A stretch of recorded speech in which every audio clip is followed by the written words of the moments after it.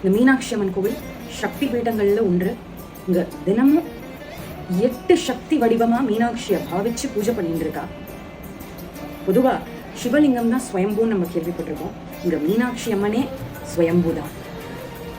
தமிழ்நாட்டில் எங்கும் இல்லாதபடி இங்க 1 மாத காலம் திருவிழா நடக்கும். 15 நாள் மீனாட்சி அம்மன் கோவிலையும் 15 நாள் அழகர் கோவிலையும் சித்திரை திருவிழா நடக்கும்.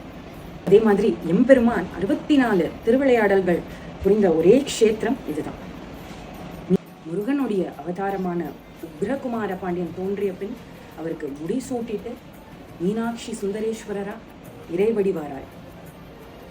மலயத்வஜன் மாதவமே காஞ்சன மாலை புதல்வி மகாராணி அலை மகள் கலை மகள் பனிகீர்வாணி அமுதனய இனிய முத்தமிழ் வளர்த்ததேவி நீய துணை தென் மதுரை வாழ் மீனலோச்சனி தேவி